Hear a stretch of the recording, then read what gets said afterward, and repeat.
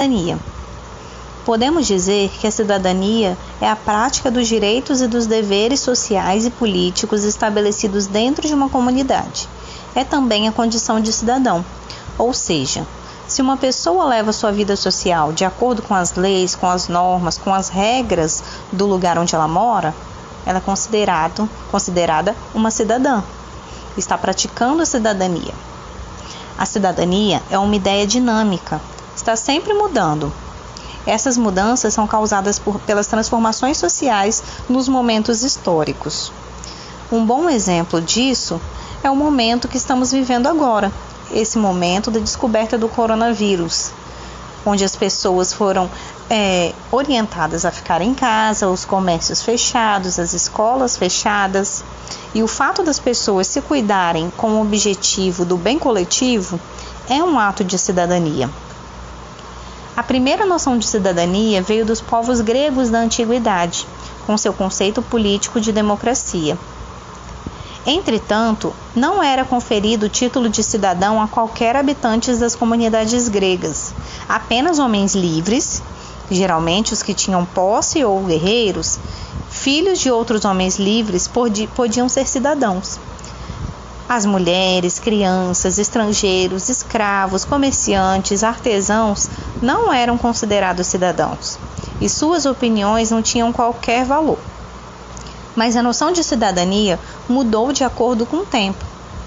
A cidadania se aproximou mais da forma que conhecemos no século XVIII, quando aconteceu a Revolução Francesa, e reforçou a noção de que os indivíduos devem ter direitos equivalentes e iguais perante o governo, independente de suas origens ou posição social. Entretanto, esse conceito ainda deixava de fora as mulheres, as crianças e os escravos. Foi preciso muita luta para que o conceito atual, que inclui todas as pessoas, independentemente de quem sejam, fosse formado. Vários movimentos sociais de trabalhadores, de mulheres e várias minorias se formaram, com o objetivo de a cidadania ser plena para todos.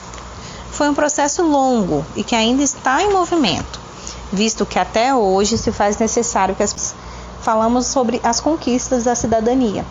E o livro traz exemplos de pessoas que não têm seus direitos garantidos plenamente e que ainda sofrem discriminação.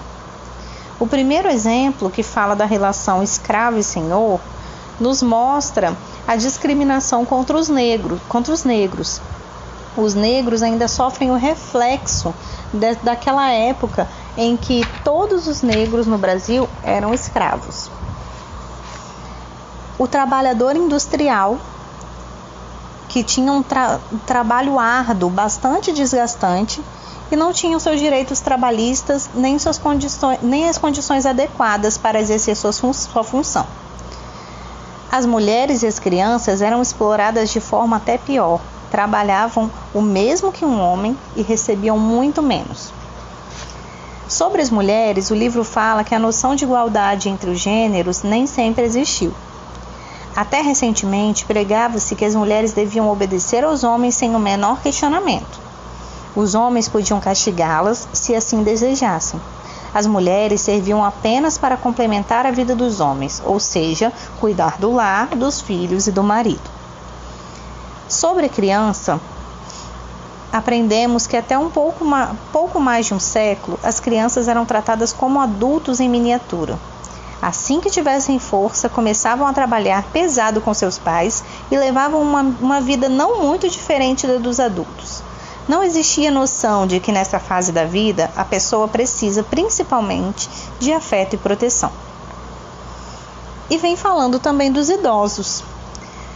Na nossa sociedade, é comum os idosos não terem seu ponto de vista levado em conta. Costumamos dizer que os idosos não sabem mais das coisas. Apesar disso, a situação do idoso brasileiro antigamente poderia ser de puro desamparo. O direito à aposentadoria não era um direito de todos, e sim um privilégio de poucos. E aos que envelheciam, restava apenas viver das economias que fizeram durante a vida ou ser amparados pelos familiares, pois não tinham mais apoio nenhum do governo. A conquista dos direitos. A conquista dos direitos se deu através de muitas lutas das minorias, assim como acontece até hoje, em que as pessoas vão à luta, procuram garantir seus direitos de alguma forma. E assim são criadas novas leis para atender às necessidades. Falamos sobre a Constituição. Os direitos que as pessoas conquistaram só são garantidos por lei quando são estabelecidos em uma Constituição. A Constituição é um conjunto de leis que dita as regras de um país. Nela, além dos direitos, estão descritos também os deveres de cada cidadão. O direito dos povos. Como cidadãos de um país, os povos devem ter direitos, ou seja, cada sociedade inserida em uma nação tem o direito de ser governada por suas próprias leis, religiões, organização política e forma de viver, desde que não desrespeite os direitos humanos. Sem a prática de valores, não podemos falar em cidadania.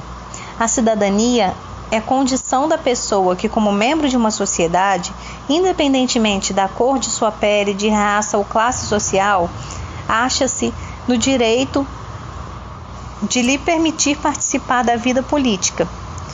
E outro, sim, pode viver como um indivíduo que usufrui de direitos civis e políticos garantidos pelo poder público e desempenhar os deveres que, nessa condição, lhe são atribuídos para viver em sociedade.